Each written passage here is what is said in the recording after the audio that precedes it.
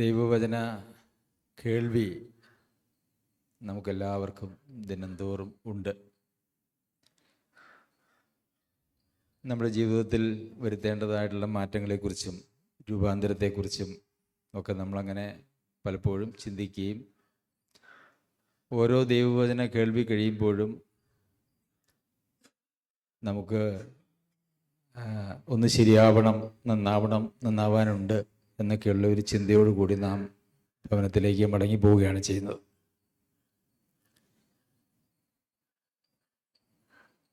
പിന്നീടും നമ്മൾ നോക്കുമ്പോൾ അങ്ങനെ നമ്മൾ ആഗ്രഹിക്കുന്നത് പോലെയുള്ള ഒരു നന്മയൊന്നും ചെയ്ത് ജീവിക്കാനായിട്ട് കഴിയുന്നില്ല. അടുത്തിടെ ഒരു സഹോദരനുമായിട്ട് സംസാരിച്ചപ്പോൾ ആ സഹോദരൻ പറഞ്ഞു, ഞാൻ സ്വർഗത്തിൽ പോകും എന്നൊരു രക്ഷിക്കപ്പെട്ടവനാണ്, സ്വർഗത്തിൽ പോകുമെന്ന് പറഞ്ഞ ഒരു പ്രത്യാശയൊക്കെ എനിക്കുണ്ടായിരുന്നു. എന്നാൽ ഇപ്പോൾ അതിനെക്കുറിച്ച് എനിക്കൊരു സംശയമുണ്ട് എന്ന് പറയുകയുണ്ടായി. അപ്പോൾ ദൈവവചന കേൾവി ഒരു പ്രതീക്ഷയിൽ നിന്നും പ്രതീക്ഷയില്ലാത്തതായിട്ടുള്ളൊരവസ്ഥയിലേക്കാണോ കൊണ്ടുപോകുന്നത് എന്ന് ഞാൻ ഭയപ്പെടുകയാണ്. തെറ്റായിട്ടുള്ള പ്രതീക്ഷ വെച്ചുകൊണ്ടിരിക്കുന്നതിൽ അർത്ഥമില്ല എന്നുള്ളത് ഒരു യാഥാർത്ഥ്യമായിരിക്കെ തന്നെ ശരിയായിട്ടുള്ള ഒരു പ്രത്യാശ നമ്മൾ ഉളവാകേണ്ടത് ആവശ്യവുമാണ്. ഞാൻ നിങ്ങളോട് ഒരു ചോദ്യം ചോദിക്കാൻ ആഗ്രഹിക്കുന്നു. നമ്മളങ്ങനെ ഒത്തിരി ദൈവവചനമൊക്കെ കേട്ടല്ലോ. ഇന്ന് കർത്താവ് വന്നാൽ, ഇന്ന് നാം മരിച്ചാൽ സ്വർഗത്തിലേക്ക്, കർത്താവിൻ്റെ അടുക്കിലേക്ക് പോകും എന്ന് 100% യാതൊരു സംശയവുമില്ലാത്ത ആളുകളൊന്ന് കൈപ്പൊക്കാമോ? 3 പേര്, 4 പേര്, 5 പേര്. ശരി, കൈതാത്തിട്ടു. അപ്പോൾ ഏകദേശം 19 ആളുകൾ ഇവിടെ കൂടിയിട്ടുണ്ട്. ഇന്ന് ഒത്തിരി ആളുകളില്ല. പലരും രോഗികളായിട്ടും മറ്റ് മരണ സ്ഥലങ്ങളിലൊക്കെ പോയിട്ടുള്ള ആളുകളാണ്. ഒത്തിരി ആളുകളില്ല. അപ്പോൾ എല്ലാവരും ഉള്ളപ്പോൾ ഈ ഒരു കാര്യം പഠിക്കണമെന്നുള്ളൊരാഗ്രഹം എനിക്കുണ്ടായിരുന്നു. അത് വിചാരിച്ചിട്ട് ഞാൻ മുമ്പോട്ട് നീട്ടിവെച്ചതാണ്. പക്ഷേ ഇന്നും ആളുകൾ 3-1 ജോസഫറിൻ്റെ അടുക്കലേക്ക് പോയിട്ടുള്ളതായിട്ടുള്ള ആളുകളുണ്ട്. മറ്റൊത്തിരി പ്രശ്നങ്ങളുമായിട്ട് വരാൻ കഴിയാത്തവരായിട്ടുണ്ട്. അപ്പോൾ ഇന്ന് മരിച്ചാൽ, അല്ലെങ്കിൽ ഇന്ന് കർത്താവ് വന്നാൽ കർത്താവിനോട് കൂടി ആയിരിക്കും എന്ന് നമുക്കൊരു ഉത്തമ വിശ്വാസമില്ല എങ്കിൽ, അങ്ങനെ ഒരു പ്രത്യാശയില്ല എങ്കിൽ, നമ്മുടെ ഈ ആത്മീക ജീവിതത്തിൻ്റെ അർത്ഥം എന്താണ്? നമ്മുടെ ജീവിതത്തിൻ്റെ തന്നെ അർത്ഥം എന്താണ്? അപ്പോൾ അടിസ്ഥാനപരമായിട്ടുള്ള വിശ്വാസ പ്രമാണങ്ങളെ നാം അറിഞ്ഞിട്ടില്ല, മനസ്സിലാക്കിയിട്ടില്ല.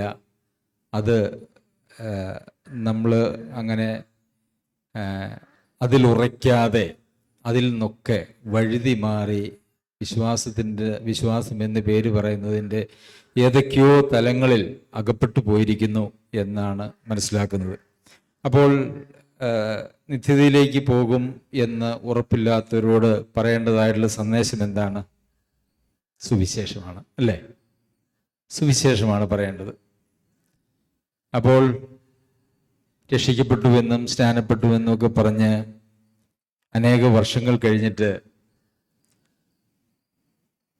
വിശ്വാസികളെന്ന് പറയുന്നവരായിട്ടുള്ള കൂട്ടത്തോട് ആദ്യ പാഠം കർത്താവായ യേശുക്രിസ്തുവിലുള്ള രക്ഷയെക്കുറിച്ച് പറയേണ്ടതായിട്ട് വരുമ്പോൾ എന്താണ് ഇന്നത്തെ ക്രിസ്തീയ ലോകത്ത് സംഭവിച്ചിരിക്കുന്നതായിട്ടുള്ള അപജയം എന്നുള്ളതാണ് നാം മനസ്സിലാക്കേണ്ടത്.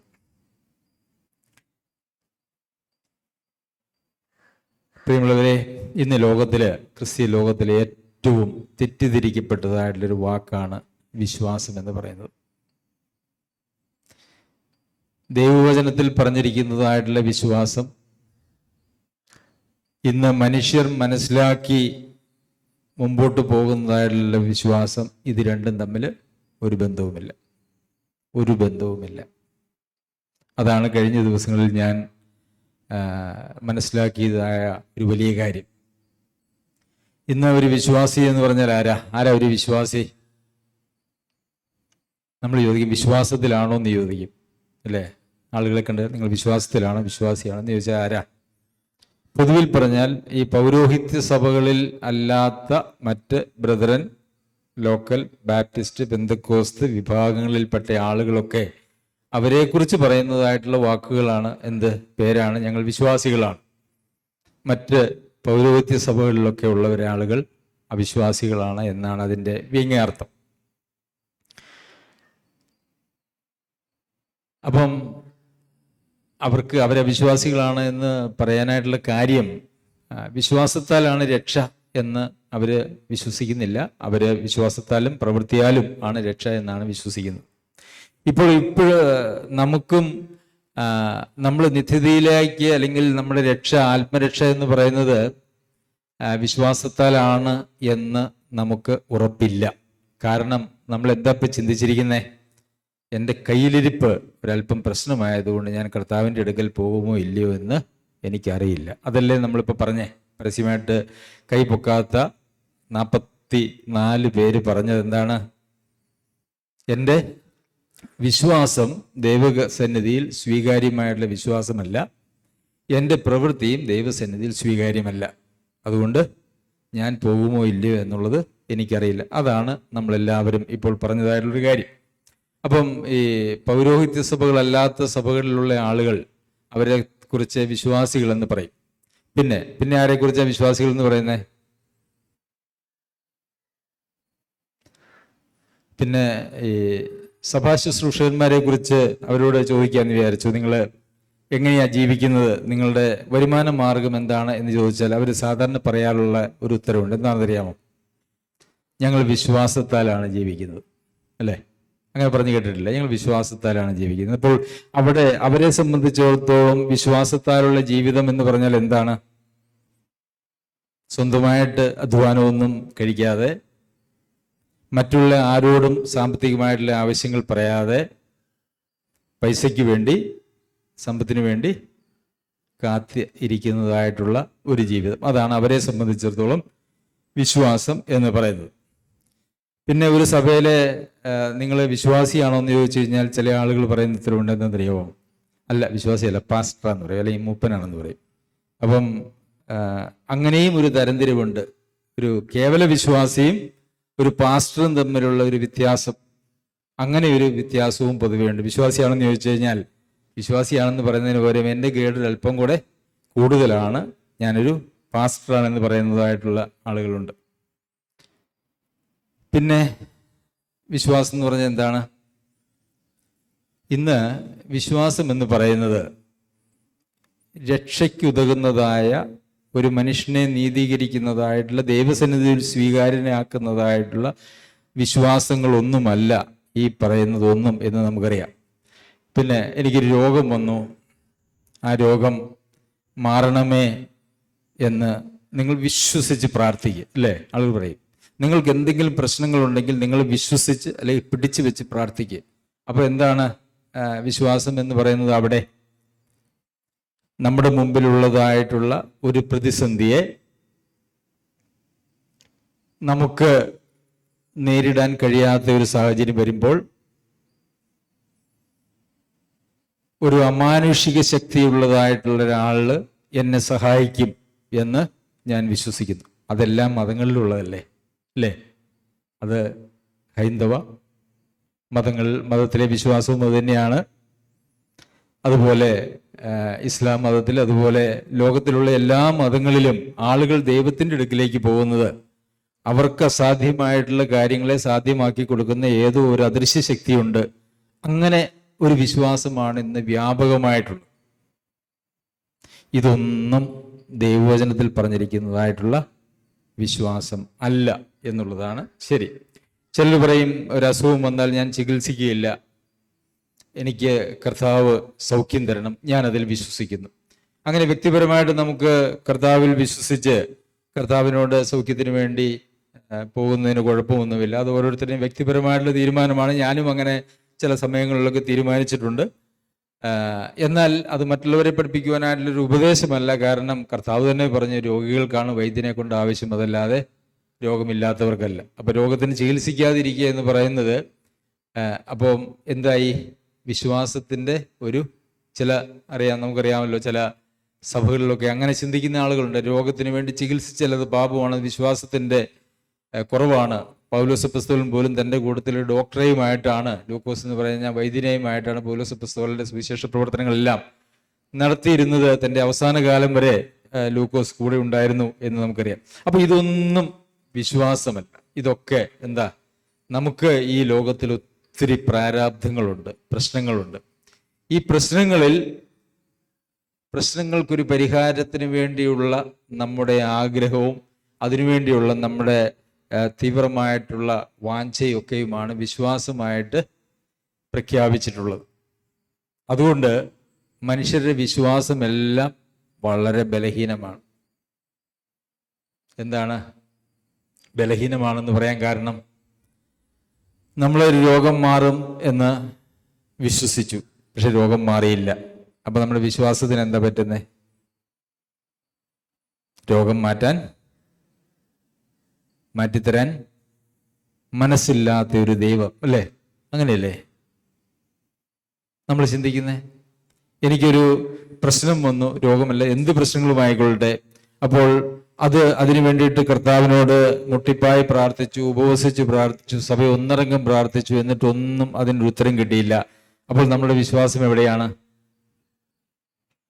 അതിനൊന്നും ഉത്തരം തരാത്തതായിട്ടുള്ള ഒരു ദൈവം. അപ്പൊ അങ്ങനെ ഈ ലോകത്തിലെ ജീവിതത്തിൽ നമ്മൾ അഭിമുഖീകരിക്കുന്നതായിട്ടുള്ള ദൈനംദിനം അഭിമുഖീകരിക്കുന്നതായിട്ടുള്ള നാനാവിധ പ്രശ്നങ്ങളിൽ വളരെ അപൂർവങ്ങൾക്ക് മാത്രമേ നാം ആഗ്രഹിക്കുന്ന രീതിയിലുള്ളൊരു പര്യവസാനം വരാറുള്ളൂ. അപ്പോൾ അതിൻ്റെ അർത്ഥം ദൈവം ഇവിടെ എങ്ങും നമുക്ക് വേണ്ടി പ്രവർത്തിക്കുന്നില്ല, പിന്നെ എപ്പോഴെങ്കിലും എന്തെങ്കിലും പ്രവർത്തിക്കുമോ എന്നുള്ള ഒരാശയിൽ വീണ്ടും അങ്ങനെ മുമ്പോട്ട് പോകുന്ന ജീവിതമാണ് ഇന്നത്തെ വിശ്വാസികളുടെ ജീവിതം എന്ന് പറയുന്നത്. എന്നാൽ പ്രിയമുള്ളവരെ, അതൊരു വിശ്വാസ ജീവിതമല്ല. വിശ്വാസ ജീവിതം എന്ന് പറയുന്നത് വളരെ വ്യത്യാസമായിട്ടുള്ളൊരു കാര്യമാണ്. കർത്താവ് പ്രാർത്ഥിക്കാൻ പഠിപ്പിച്ചപ്പോൾ പറഞ്ഞു, സ്വർഗസ്ഥനായ ഞങ്ങളുടെ പിതാവേ, അങ്ങയുടെ നാമം മഹത്വപ്പെടണം, അങ്ങയുടെ രാജ്യം വരണം, അല്ലേ? അങ്ങയുടെ രാജ്യം വരണമെന്നാണ് പ്രാർത്ഥിക്കാൻ പഠിപ്പിച്ചത്. പക്ഷേ അങ്ങയുടെ രാജ്യം വരണം എന്നുള്ളതായിട്ടുള്ള കാഴ്ചപ്പാടല്ല, മറിച്ച് എൻ്റെ രാജ്യത്തിന് വേണ്ടുന്നതായിട്ടുള്ള കാര്യങ്ങൾ കർത്താവ് ചെയ്തു തരണം. അപ്പോൾ ദൈവത്തിൻ്റെ രാജ്യവും നമ്മുടെ രാജ്യവും തമ്മിലുള്ളൊരു വേർതിരിവ് വെച്ചിട്ട് കർത്താവിൻ്റെ രാജ്യത്തിൻ്റെ കാര്യങ്ങളൊക്കെ അവിടെ നിൽക്കട്ടെ, തൽക്കാലം എൻ്റെ രാജ്യങ്ങളുടെ കാര്യങ്ങൾ ക്രമീകരിച്ചു തരിക. അങ്ങനെ ക്രമീകരിച്ചു തരുന്നതായുള്ളൊരു ദൈവത്തിൽ ഉള്ള ആശ്രയമാണ് ഇന്നത്തെ നമ്മുടെ വിശ്വാസം എന്ന് പറയുന്നത്. കർത്താവ് തന്നെ പറഞ്ഞു, ആദ്യമേ അവൻ്റെ രാജ്യവും നീതിയും അന്വേഷിപ്പിൻ, അതോടുകൂടെ ഈ ഉണ്ണാനും ഉടുക്കാനും കിടക്കാനും ഒക്കെയുള്ള കാര്യങ്ങൾ ദൈവം ക്രമീകരിച്ചു തരും. ആദ്യമേ അവൻ്റെ രാജ്യവും നീതിയും അന്വേഷിക്കണം എന്ന് പറയുന്നിടത്ത് നമ്മൾ അവൻ്റെ രാജ്യവും നീതിയും അന്വേഷിക്കാതെ നമ്മുടെ രാജ്യത്തിൻ്റെ, നമ്മുടെ നീതിയുടെയും പിന്നാലെ പോയിട്ട് നാം യഥാർത്ഥത്തിൽ അലഞ്ഞു തിരിയുന്നതായിട്ടുള്ളൊരവസ്ഥയാണ്. കർത്താവ് പറഞ്ഞത് എന്താ? ഇതിനെക്കുറിച്ചൊക്കെ ഭാരപ്പെടുന്ന ആരാന്നാ പറഞ്ഞേ? ജാതികൾ, അല്ലേ? ജാതികളാണ് ഭാരപ്പെടുന്നത്. കാരണം എന്താണെന്നറിയാമോ? അവർക്കൊരു പിതാവില്ല, ഒരപ്പനില്ല.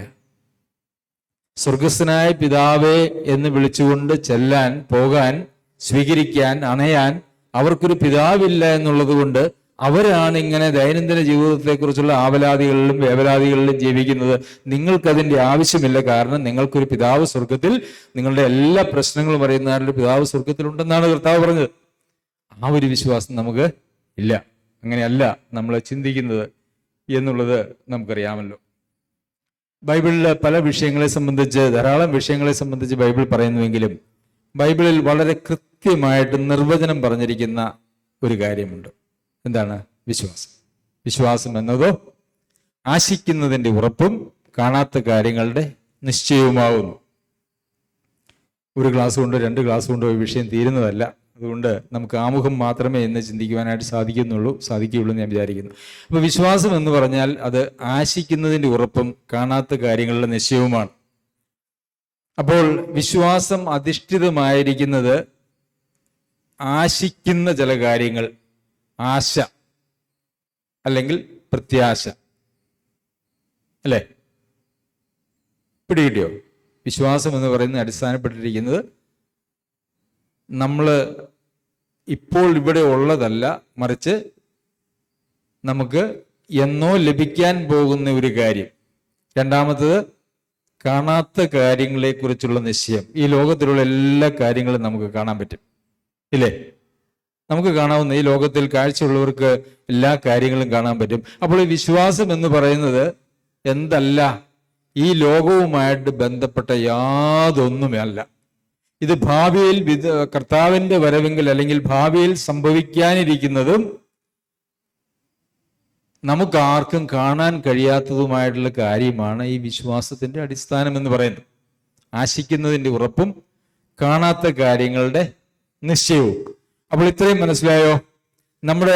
നമ്മെ രക്ഷിക്കുന്ന, നമ്മുടെ ക്രിസ്തീയ ജീവിതത്തിൽ നമ്മെ നടത്തുന്ന, നമ്മെ നിത്യതയിൽ എത്തിക്കുന്ന ആ വിശ്വാസത്തിന് ഈ ലോകത്തിലുള്ള യാതൊരു കാര്യങ്ങളുമായിട്ട് ഒരു ബന്ധവുമില്ല. കാരണം നമ്മളുടെ ആശയൊന്നും ഈ ലോകത്തിലല്ല. ഈ ലോകത്തിൽ നാം പ്രത്യാശ വെച്ചിരിക്കുന്നുവെങ്കിൽ സകല മനുഷ്യരിലും അരിഷ്ടന്മാരത്രേ, അല്ലെ? അങ്ങനെയല്ലേ വായിക്കുന്നേ? അപ്പോൾ നമ്മുടെ ആശയും പ്രത്യാശയും ഇവിടെയല്ല. അപ്പോൾ ഇവിടെ ആശയും പ്രത്യാശയും വെക്കാത്തതായിട്ടുള്ള, നമുക്ക് കാണാൻ കഴിയാത്ത ഒരു കാര്യത്തിലുള്ള നമ്മുടെ ആശ്രയമാണ് യഥാർത്ഥത്തിൽ വിശ്വാസം എന്ന് പറയുന്നത്. അപ്പോൾ വിശ്വാസത്തിന്റെ തലം എവിടെ നിന്ന് പോയി? നമ്മൾ ഇന്ന് വിശ്വാസം എന്ന് പറയുന്നതായിട്ടുള്ള, വിശ്വസിക്കണം എന്ന് പറയുന്നതായിട്ടുള്ള എല്ലാ തലങ്ങളിൽ നിന്നും വിശ്വാസം നിത്യതയിലേക്ക് പോവുകയാണ് ചെയ്യുന്നത്. ആണോ? ശരിയാണോ? അപ്പൊ നമ്മുടെ ദൈനംദിന ജീവിതത്തിൽ നമ്മൾ വിശ്വാസം എന്ന് പറയുന്നതൊന്നും യഥാർത്ഥത്തിൽ വിശ്വാസത്തിന്റെ പ്രതിഫലനങ്ങളോ വിശ്വാസത്തിന്റെ പ്രവൃത്തികളോ അല്ല. മറിച്ച് വിശ്വാസം എന്ന് പറയുന്നത് അത് നമുക്ക് കാണാൻ കഴിയാത്തതും ഒരുപക്ഷെ പൂർണ്ണമായി മനസ്സിലാക്കാൻ കഴിയാത്തതും ഇവിടെ ഒന്നും അനുഭവിക്കാൻ കഴിയാത്തതുമായിട്ടുള്ള തലത്തിലുള്ള ഒരു കാര്യമാണ്. ശരി. അപ്പോൾ ആശിക്കുന്നതിന്റെ ഉറപ്പും കാണാത്ത കാര്യങ്ങളുടെ നിശ്ചയവുമാണ് വിശ്വാസം എന്ന് പറയുന്നത്. രക്ഷിക്കപ്പെടുന്നതിനെ കുറിച്ച്, സ്വർഗത്തിൽ പോകുമോ അല്ലെങ്കിൽ നിത്യതയിൽ കർത്താവിനോടൊപ്പമായിരിക്കും എന്ന് ചോദിച്ചു കഴിഞ്ഞപ്പോൾ ഉറപ്പില്ല എന്നുള്ളതാണല്ലോ. അപ്പൊ നമുക്ക് ആ രക്ഷയെക്കുറിച്ച് ഒന്ന് ചിന്തിക്കാം. നമ്മൾ സുവിശേഷം പറയുമ്പോൾ റോമർക്ക് എഴുതിയ ലേഖനം 10-ാം അധ്യായത്തിന്റെ 9-10 വാക്യങ്ങൾ നമ്മൾ പറയാറുണ്ട്, അല്ലേ? എന്താണ്? യേശുവിനെ കർത്താവ് എന്ന് വായ്കൊണ്ട് ഏറ്റുപറയുകയും ദൈവം അവനെ മരിച്ചവരിൽ നിന്ന് ഉയർത്തെഴുന്നേൽപ്പിച്ചു എന്ന് ഹൃദയം കൊണ്ട് വിശ്വസിക്കുകയും ചെയ്താൽ നീ രക്ഷിക്കപ്പെടും. ഹൃദയം കൊണ്ട് നീതിക്കായി വിശ്വസിക്കുകയും വായ് കൊണ്ട് രക്ഷയ്ക്കായി ഏറ്റുപറയുകയും ചെയ്യുന്നു. ഇവിടെ ഒരു വിശ്വാസത്തെ കുറിച്ച് പറയുന്നുണ്ട്. എന്താണ്? എന്ത് വിശ്വാസത്തെ കുറിച്ച് അവിടെ പറയുന്നേ? ഇവിടുത്തെ വിശ്വാസം എന്താ? ദൈവം അവനെ മരിച്ചവരിൽ നിന്ന് ഉയർത്തെഴുന്നേൽപ്പിച്ചു എന്ന് ഹൃദയം കൊണ്ട് വിശ്വസിക്കുകയും ചെയ്താൽ. അപ്പോൾ ഹൃദയം കൊണ്ട് വിശ്വസിക്കണം. എന്ത് വിശ്വസിക്കണം? ദൈവം കർത്താവായ യേശുക്രിസ്തുവിനെ ഉയർത്തെഴുന്നേൽപ്പിച്ചു എന്ന് നീ ഹൃദയം കൊണ്ട് വിശ്വസിക്കണം. അപ്പോൾ കർത്താവിന്റെ ഉയർപ്പും വിശ്വാസവുമായിട്ട് അവിടെ ഒരു ബന്ധം വന്നിട്ടുണ്ട്. ഒരു പാലം അവിടെ പണിതു, ഇല്ലേ? കർത്താവിന്റെ ഉയർപ്പും വിശ്വാസവുമായിട്ട് മാത്രമാണോ? അടുത്ത വാക്യം വായിച്ചാൽ, അടുത്ത വാക്യം ഒന്ന് വായിച്ചേ.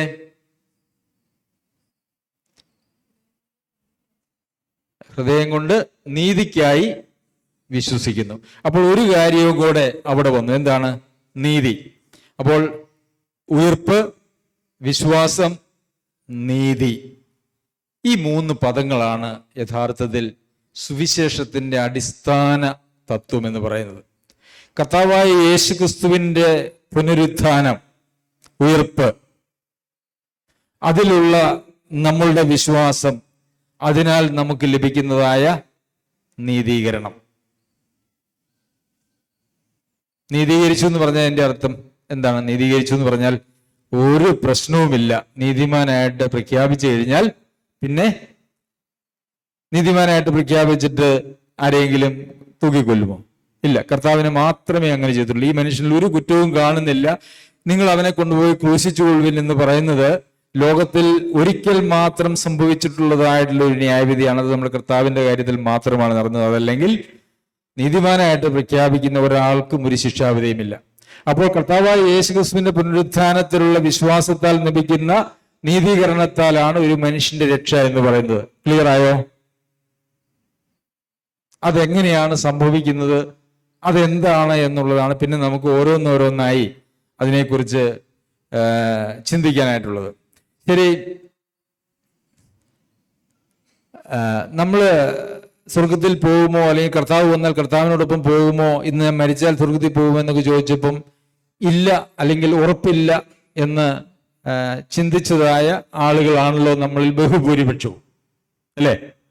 ഈ രക്ഷഭദ്രമല്ല എന്ന് പഠിപ്പിച്ച പഠിപ്പീര് ഇത് നേരെ മറ്റൊരു തലത്തിലേക്ക് കൊണ്ടുപോയി എന്നാണ് ഞാൻ വിചാരിക്കുന്നത്. ഈ രക്ഷയെ സംബന്ധിച്ചിടത്തോളം അത് ഭദ്രമാണോ ഭദ്രമല്ലയോ, ഞാൻ രക്ഷിക്കപ്പെട്ടതാണ്, അത് ഭദ്രമല്ലെങ്കിൽ പിന്നെ എൻ്റെ ജീവിതം ഇപ്പം അത്ര എനിക്ക് തന്നെ തൃപ്തി ഇല്ലാത്തതുകൊണ്ട് ഇനി കർത്താവിന് ഒരിക്കലും തൃപ്തിയാവുകയില്ല. നമ്മളങ്ങനെ നീതിമാന്മാരൊന്നും അല്ലല്ലോ, ആണോ? നമ്മളങ്ങനെ നീതിമാന്മാരല്ല. എനിക്ക് തന്നെ എൻ്റെ ജീവിതത്തെക്കുറിച്ച് വലിയ തൃപ്തിയില്ല. അപ്പൊ പിന്നെ തീർച്ചയായിട്ടും നീതിമാനായ കർത്താവിന് എന്നെക്കുറിച്ച് ഒരു തൃപ്തിയും ഉണ്ടാകാൻ സാധ്യതയില്ല എന്ന ചിന്തയിൽ നിന്നാണ് നമുക്കൊരു ഉറപ്പില്ലായ്മ വന്നിരിക്കുന്നത്.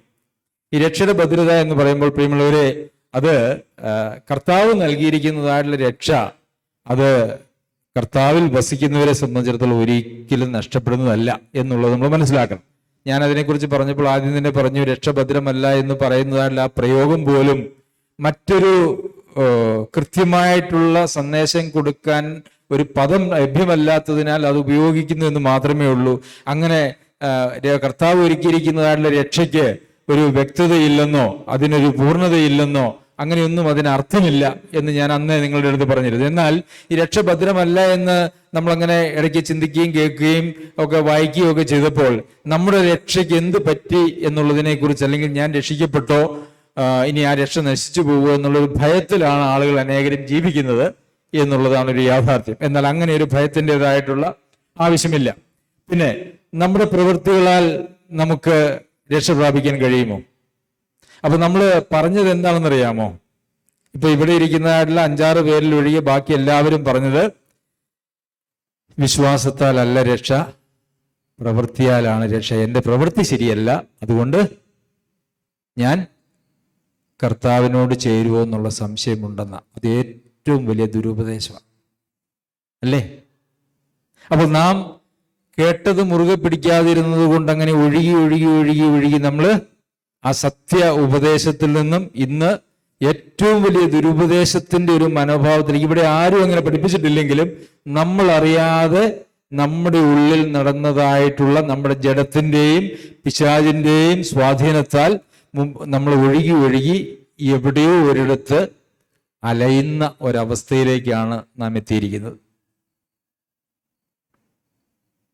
വിശ്വാസത്താലാണ് രക്ഷ, അതിന് ആരുടെയും പ്രവൃത്തികൾ കാരണമല്ല എന്ന് വളരെ വ്യക്തമായി ദൈവവചനത്തിൽ എഴുതി ചേർത്തിരിക്കുമ്പോൾ, അയ്യോ എൻ്റെ പ്രവൃത്തികൾ ശരിയല്ല അതുകൊണ്ട് ഞാൻ രക്ഷ പ്രാപിക്കുമോ എന്നുള്ളതിനെ കുറിച്ച് എനിക്ക് ഉറപ്പില്ല എന്ന് നമ്മൾ ചിന്തിച്ചെങ്കിൽ അത് ഏറ്റവും വലിയ ദുരുപദേശമാണ്. അപ്പോൾ എവിടെയാണ് നമ്മൾ വഴിതെറ്റിപ്പോയത് എന്നുള്ളത് മനസ്സിലാക്കി നാം യഥാസ്ഥാനപ്പെടുകയും നമ്മളുടെ വിശ്വാസത്തെ നാം പരിശോധിക്കുകയും ഉറപ്പാക്കുകയും ചെയ്യേണ്ടത് ആവശ്യമാണ്. അതിനു വേണ്ടിയിട്ടാണ് നാം ഇപ്പോൾ ശ്രമിച്ചുകൊണ്ടിരിക്കുന്നത്. അപ്പോ നമ്മൾ പറഞ്ഞ ഒരു കാര്യം നിങ്ങൾ മനസ്സിൽ പതിഞ്ഞു എന്ന് ഞാൻ വിചാരിക്കുന്നു. കർത്താവായ യേശു ക്രിസ്തുവിന്റെ പുനരുത്ഥാനത്തിലുള്ള വിശ്വാസത്താൽ ലഭിക്കുന്നതായിട്ടുള്ള നീതീകരണം, അതിനെക്കുറിച്ച് പൗലോസ് അപ്പോസ്തലൻ തൻ്റെ ജീവിതത്തെ ഒന്ന് മുമ്പിൽ വെച്ചുകൊണ്ട് അതിനെക്കുറിച്ച് പറയുന്നതായിട്ടുള്ള ഒരു വേദഭാഗം നമുക്ക് വായിക്കാം. ഫിലിപ്പിയർക്ക് എഴുതിയ ലേഖനം 3-ാം അധ്യായം. ഫിലിപ്പിയർക്ക് എഴുതിയ ലേഖനം 3-ാം അധ്യായം.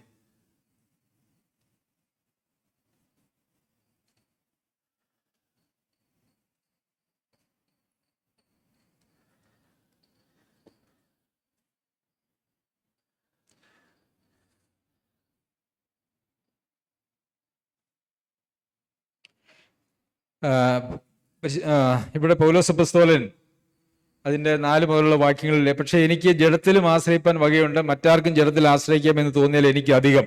8-ാം നാളിൽ പരിശോധനയേറ്റവൻ, ഇസ്രായേൽ ജാതിക്കാരൻ, ബെന്യാമീൻ ഗോത്രക്കാരൻ, എബ്രാഹിമിൽ ജനിച്ച എബ്രായൻ, ന്യായപ്രമാണം സംബന്ധിച്ച ഫരീശൻ, ശുഷ്കാന്തി സംബന്ധിച്ച് സഭയെ ഉപദ്രവിച്ച്, ന്യായപ്രമാണത്തിലെ നീതി സംബന്ധിച്ച് അനിന്ദ്യൻ.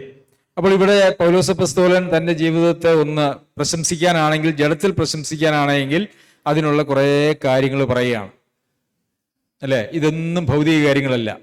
ഇത് തലവേദന പോകുന്ന വിശ്വാസമല്ല, വയറുവേദന പോകുന്ന വിശ്വാസമല്ല, ഇത് രോഗം സൗഖ്യമാകുന്ന വിശ്വാസമല്ല, ഇത് സാമ്പത്തിക പ്രശ്നം മാറ്റുന്ന വിശ്വാസമല്ല. ഇത് എന്ത് വിശ്വാസം? ഇതെല്ലാം പഴയ നിയമത്തിൽ പറഞ്ഞിരിക്കുന്നതായിട്ടുള്ള ന്യായപ്രമാണത്തിന്റെ നീതി സംബന്ധിച്ച് അനിന്ദ്യൻ, നിന്ദിക്കപ്പെടാൻ യാതൊരു ന്യായവുമില്ല, അനിന്ദ്യനാണ്. എങ്കിലും എനിക്ക് ലാഭമായിരുന്നു ഒക്കെ ഞാൻ ക്രിസ്തു നിമിത്തം ഛേദമെന്ന് എണ്ണിയിരിക്കുന്നു. അത്രയുമല്ല, എൻ്റെ കർത്താവായ യേശു ക്രിസ്തുവിലുള്ള പരിജ്ഞാനത്തിന്റെ ശ്രേഷ്ഠ നിമിത്തം ഞാൻ ഇപ്പോഴും എല്ലാം ഛേദമെന്ന് എണ്ണുന്നു. പിന്നെ 9-ാം വാക്യത്തിലേക്ക് മുതൽ നമ്മൾ വായിക്കുന്നത്, നാം ക്രിസ്തുവിനെ നേടേണ്ടതിനും ന്യായപ്രമാണത്തിൽ നിന്നുള്ള എൻ്റെ സ്വന്തം നീതിയല്ല, ക്രിസ്തുയേശുവിലുള്ള വിശ്വാസം മൂലം ദൈവം വിശ്വസിക്കുന്നവർക്ക് നൽകുന്ന നീതി തന്നെ ലഭിച്ച് അവനിലിരിക്കേണ്ടതിനും അവന്റെ മരണത്തോട് അനുരൂപപ്പെട്ടിട്ട് അവനെയും അവന്റെ പുനരുത്ഥാനത്തിന്റെ ശക്തിയെയും അവന്റെ കഷ്ടാനുഭവങ്ങളുടെ കൂട്ടായ്മയും അനുഭവിച്ചറിയേണ്ടതിനും ഇങ്ങനെ വല്ല വിധേനയും മരിച്ചവരുടെ ഇടയിൽ നിന്നുള്ള പുനരുത്ഥാനം പ്രാപിക്കണം എന്ന് വെച്ച് ഞാൻ അവന്റെ നിമിത്തം എല്ലാം ഉപേക്ഷിച്ച് ചവറ് എന്നെണ്ണുന്നു. അപ്പൊ ഇവിടെ പൗലോസ് അപ്പോസ്തലന്റെ ആഗ്രഹം എന്താ? ക്രിസ്തുവിനെ നേടണം. അത് പ്രവൃത്തികളാൽ അസാധ്യമാണ്. അതുകൊണ്ട് തൻ്റെതായിട്ടുള്ള എല്ലാ ആത്മീക യോഗ്യതകളെയും ചവറ് എന്ന് എണ്ണി. ഇപ്പോൾ പൗലോസ് അപ്പോസ്തലന്റെ ഒറ്റ ആഗ്രഹമുള്ളൂ, എനിക്ക് ക്രിസ്തുവിനെ നേടണം. അതാണ് ഒരു ദൈവ പൈതലിന്റെ ആഗ്രഹം ആയിരിക്കേണ്ടത് എന്ന് നമുക്കറിയാമല്ലോ. പിന്നെ പറയുന്നത്, ന്യായപ്രമാണത്തിൽ നിന്നുള്ള എൻ്റെ സ്വന്തം നീതിയല്ല, ക്രിസ്തുവിലുള്ള വിശ്വാസം മൂലം ദൈവം വിശ്വസിക്കുന്നവർക്ക് തന്നെ നൽകുന്ന നീതി തന്നെ ലഭിച്ച്. അപ്പൊ സ്വന്തം നീതിയല്ല, സ്വന്തം നീതി എനിക്ക് വേണ്ട. ന്യായപ്രമാണത്തിലെ നീതി സംബന്ധിച്ച് ഞാൻ അനിന്ദനാണ്, നിന്ദിക്കപ്പെടാൻ ഒന്നും എൻ്റെ മേൽ ഇല്ല. പക്ഷെ എനിക്ക് ആ നീതി വേണ്ട, അതൊക്കെ ചവറാണ്. വിശ്വസിക്കുന്നവർക്ക് കർത്താവായ യേശു ക്രിസ്തുവിലുള്ള വിശ്വാസത്താൽ ലഭിക്കുന്ന നീതി, അത് എനിക്ക് വേണം. അപ്പോൾ അവിടെയും വരുന്നുണ്ട് എന്ത്? വിശ്വാസം, അതുമൂലം ലഭിക്കുന്നതായിട്ടുള്ള നീതി. ശരിയല്ലേ? വിശ്വാസവും അതിൽ മൂലം ലഭിക്കുന്നതായിട്ടുള്ള നീതിയും. അത് ആർക്കാ കൊടുക്കുന്ന? ക്രിസ്തുവിലുള്ള വിശ്വാസം മൂലം ദൈവം വിശ്വസിക്കുന്നവർക്ക് നൽകുന്ന നീതി തന്നെ ലഭിച്ച് അവനിലിരിക്കണം. അപ്പോൾ കർത്താവായ യേശു ക്രിസ്തുവിൽ വസിക്കുന്നതിനെ കുറിച്ചായിരുന്നു കഴിഞ്ഞ ആഴ്ച നാം വിശദമായിട്ട് പഠിച്ചത്. എങ്ങനെയാണ് കർത്താവായ യേശു ക്രിസ്തുവിൽ ഇരിക്കുക അല്ലെങ്കിൽ കർത്താവായ യേശു ക്രിസ്തുവിൽ വസിക്കുക എന്ന് പറഞ്ഞാൽ, പുനരുത്ഥാനത്തിലുള്ള വിശ്വാസത്താൽ ലഭിച്ചതായിട്ടുള്ള നീതീകരണം മാത്രമാണ് കർത്താവിൽ ഇരിക്കുന്നതിന്, വസിക്കുന്നതിന് കാരണമായിരിക്കുന്ന കാര്യം. അബ്രാഹാമിന്റെ ജീവിതത്തെക്കുറിച്ച് പറയുമ്പോൾ, അബ്രാഹാം എങ്ങനെയാ നീതീകരിക്കപ്പെട്ടത്? അബ്രാഹാം ദൈവത്തിൽ വിശ്വസിച്ചു, അത് അവന് നീതിയായി കണക്കിട്ടു. അബ്രാഹാം വിശ്വസിച്ചതും പുനരുത്ഥാനത്തിലാണ്. പുനരുത്ഥാനത്തിൽ മരിച്ചവരെ ഉയർപ്പിക്കുകയും ഇല്ലാത്തതിനെ ഉള്ളതിനെ പോലെ വിളിച്ചു വരുത്തുകയും ചെയ്തതായിട്ടുള്ള ദൈവത്തെങ്കിലുള്ള വിശ്വാസത്താലാണ് അബ്രാഹാം വിശ്വസിച്ചത്. അവിടെയും മരിച്ചവരെ ഉയർപ്പിക്കുന്നു എന്ന് പറയുന്നതായിട്ടുള്ള കാര്യം വരുന്നുണ്ട്. അബ്രാഹാമിന്റെ വിശ്വാസവും നമ്മുടെ വിശ്വാസികളുടെ പിതാവാരാ? പഴയ നിയമത്തിൽ ജീവിച്ചിരുന്നതായിട്ടുള്ള അബ്രാഹാമാണ്. എല്ലാ കാലത്തും മനുഷ്യന്റെ രക്ഷ എന്ന് പറയുന്നത് വിശ്വാസത്താൽ തന്നെയാണ്. അത് പഴയ നിയമകാലത്തെ വിശ്വാസികൾ ആ പുനരുത്ഥാനത്തെ കുറിച്ച് മുൻപോട്ട് നോക്കി, ഇന്ന് നമ്മൾ അതിനെ പുറകോട്ട് നോക്കുന്നു എന്ന് മാത്രമേ ഉള്ളൂ. കർത്താവായ യേശു ക്രിസ്തു ക്രൂശിക്കപ്പെട്ടത് എന്നാ കർത്താവായ യേശു ക്രിസ്തു ക്രൂശിക്കപ്പെട്ടെ? നമ്മുടെ ഭാഷയെ പറഞ്ഞാൽ നമ്മൾ എന്ത് പറയും? AD 4 അല്ലെങ്കിൽ 4, 3, 4, 5 ആ സമയത്താണെന്ന് പറയും. വചനത്തിൽ എന്താ എഴുതിയേക്കുന്നത്? വചനത്തിൽ AD 3, 4 ഒക്കെ ഉണ്ടോ വചനത്തില്? കർത്താവ് എന്നാ ക്രൂശിക്കപ്പെട്ടെ? ലോകസ്ഥാപനം മുതൽ, അത് ശരത്തിന് ഓർമ്മയുണ്ട്, ലോകസ്ഥാപനം മുതൽ ക്രൂശിക്കപ്പെട്ടവനായിട്ടുള്ള കർത്താവായ യേശു ക്രിസ്തു നമ്മളെ തിരഞ്ഞെടുത്തത് എപ്പോഴാ? ലോകസ്ഥാപനം മുതൽ. അപ്പോൾ കർത്താവിന്റെ ദൈവത്തിന്റെ സർവജ്ഞാനത്തിൽ ദൈവിക പരിപാടി എന്ന് പറയുന്നത് അതെല്ലാം ലോകസ്ഥാപനം മുമ്പുള്ള പരിപാടികളാണ്. എല്ലാവരും വിശ്വാസത്താലാണ് ചരിത്രത്തിൽ ജീവിച്ചിട്ടുള്ളത്. ഏബ്രഹാം അങ്ങനെയായിരുന്നു, ഇസ്ഹാക്ക് അങ്ങനെയായിരുന്നു, യാക്കോബ് അങ്ങനെയായിരുന്നു. അവർക്കൊരു ദേശം ദൈവം വാഗ്ദത്തം ചെയ്തുവില്ലേ? കനാൻ ദേശം ഞാൻ നിനക്കും നിന്റെ സന്തതിക്കും ശാശ്വതാവകാശമായി തരുന്നു. അവർ കനാൻ ദേശത്ത് വന്നൊരു വീട് പണിതോ? നമുക്ക് ദൈവം ഒരു ശാശ്വതമായിട്ടുള്ള ഭവനം നമുക്ക് നൽകിയിരിക്കുകയാണ്. എന്നാൽ നമുക്കൊരു വീടൊക്കെ പണിത് ഇവിടെ സെറ്റിൽ ചെയ്യാമെന്ന് പറഞ്ഞില്ല. അബ്രാഹാമും യാക്കോബും ഇസ്ഹാക്കും യാക്കോബും തങ്ങൾ അന്യദേശത്ത് പരദേശികൾ എന്ന പോലെ, എന്താണ് വാക്യം? എബ്രായർക്ക് എഴുതിയ ലേഖനത്തില് 11-ാം അധ്യായത്തില്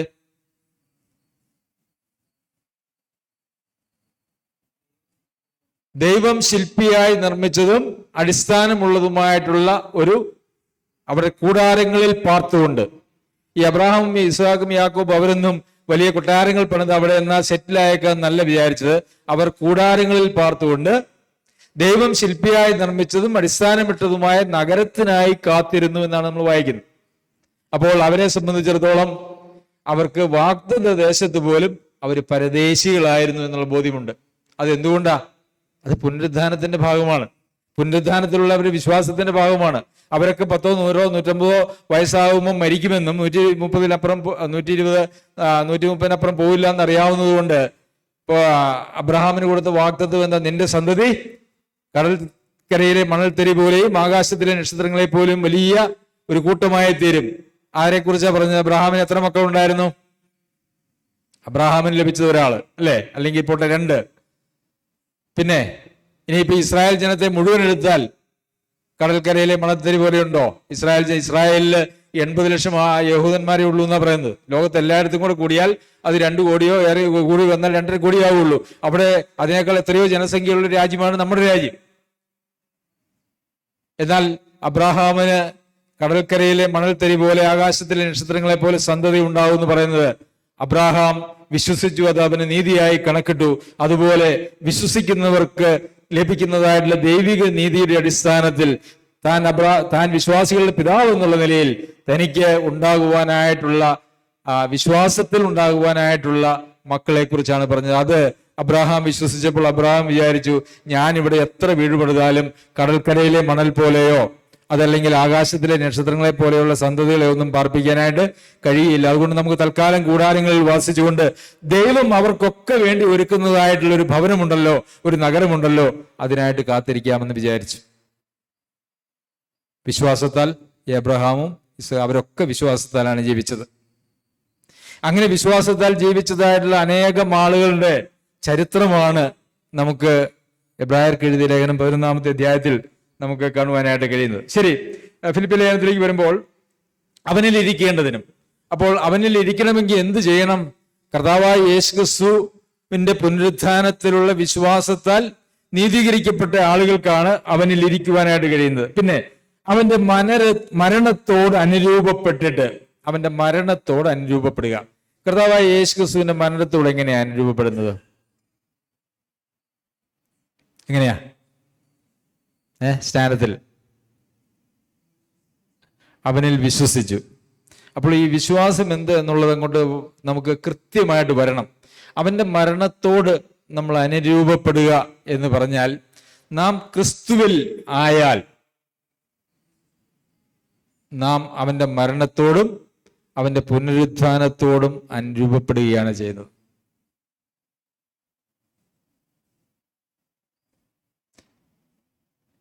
അവനോടുകൂടെ ഉയർത്തെഴുന്നേൽപ്പിച്ച് സ്വർഗസ്ഥ സ്ഥലങ്ങളിൽ ഇരുത്തിയിരിക്കുന്നു അല്ലെ. എഫേസ്യർക്ക് എഴുതിയ ലേഖനം 2-ാം അധ്യായത്തില് അവനോടുകൂടെ നിങ്ങളെയും ഉയർത്തെഴുന്നേൽപ്പിച്ച് സ്വർഗസ്ഥ സ്ഥലങ്ങളിൽ ഇരുത്തിയിരിക്കുന്നു. ഉയർത്തെഴുന്നേറ്റ് വന്നോ ഞാൻ സ്വർഗത്തിലാണ് ഇരിക്കുന്നതെന്നോ ആർക്കെങ്കിലും തോന്നുന്നുണ്ടോ? ഇല്ല അല്ലേ. നമ്മൾ ഭൂമിയിലാണ് ഉള്ളത്. ഉയർത്തെഴുന്നേറ്റോ? മരിച്ചിട്ടില്ല, പിന്നെ എങ്ങനെയാണ് ഉയർത്തെഴുന്നേൽക്കുന്നത്? അപ്പോൾ നമ്മളിൽ ഒരു മരണം, കർത്താവായ യേശുക്രിസ്തുവിനോട് കൂടെയുള്ള ഒരു മരണവും കർത്താവിനോട് കൂടിയുള്ള ഒരു പുനരുത്ഥാനവും കർത്താവിനോട് കൂടിയുള്ള ഒരു വാസവും വീണ്ടും ജനനത്തിങ്കൽ നമ്മളിൽ ഒരു യാഥാർത്ഥ്യമായി തീരും. അത് വിശ്വാസത്താലാണ്.